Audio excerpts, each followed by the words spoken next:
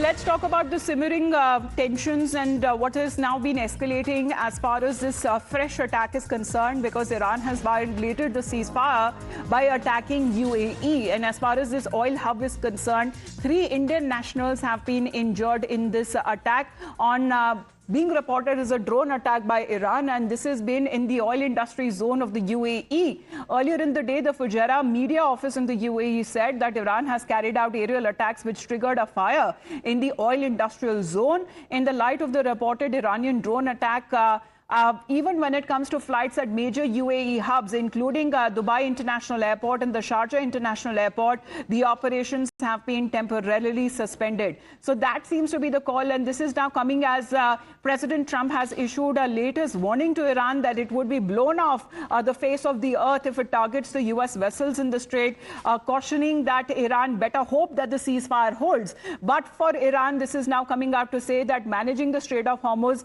however, remains a legitimate right of Iran. Meanwhile, the attack on UAE that has been carried out, the Gulf countries, the GCC and the EU have now condemned the Iranian missile and drone attacks on the UAE. Well, Mayank, good morning. Help us understand, what are we now looking at as far as military operations resuming in West Asia? See, it is indeed a situation wherein things might turn into a really bad shape, because but the good point is actually, as of now, the US has not responded in a way that it is going to utilize its hardcore military equipment actually. That's the only saving grace. But the point is, the other effect is Iran has already displayed a kind of a capacity and capability wherein it has got a whole trove of missiles and drones. Because, I mean, the way the things have come out, it is almost a dozen of missiles which are ballistic missiles, I mean, which are capable of carrying heavy explosives into them, and multiple kind of so this is definitely turning into a really complicated situation. But the only saving grace is, as of now, the US has made a statement and has not responded actually using its military weapons and equipment. What I'm trying to say is actually, I mean, although the statement has come out that they'll be obliterating, I mean, Iran would be obliterated, this is after a month that the president has said that he'll be bombing Iran to its stone age. So the other point is actually the talks are still stuck on nuclear aspect and movement in the Strait of Hormuz. So what has come down to actually focus has again come back to Strait of Hormuz. Now Strait of Hormuz is one of the most sticky points for the US also, because ultimately indirect pressures from across the globe is coming on them.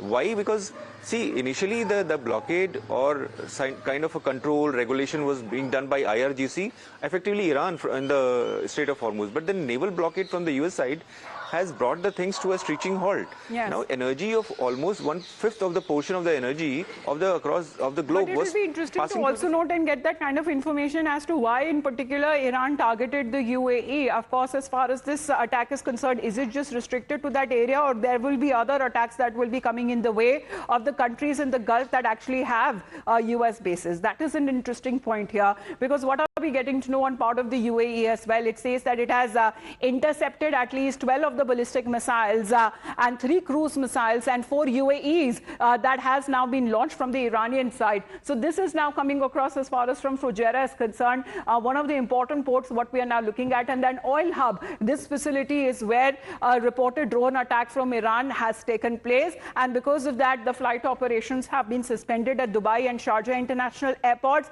3 Indian nationals are said to have been injured in this attack that has now been reported at Fujairah. And as far as the statement that is also coming from the UAE Ministry of Defense, where they have been saying that 3 people who have been moderately injured, and it has now been reported to say, while condemning the attack, that they are receiving adequate help and medical help and assistance. However, this is not the first time when Fujairah's energy infrastructure that has been targeted.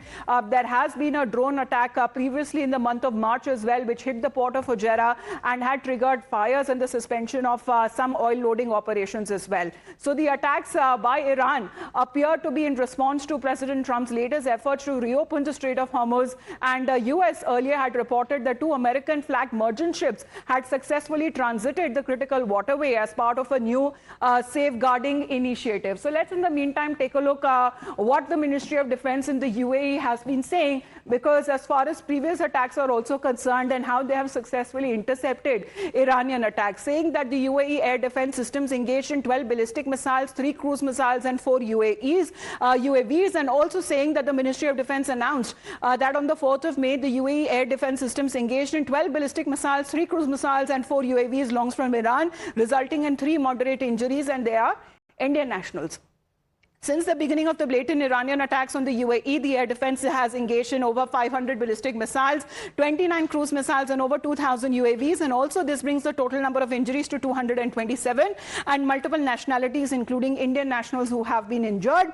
And as far as 3 people who have lost their lives as far as these attacks are concerned. So this is now coming as far as the military battlefield is now concerned. That has now shifted now to the Strait of Hormuz, because this seems to be the fresh escalation, as the Iranian foreign minister has also issued a statement. Araghchi is of the opinion that military solution cannot be a solution for political crisis.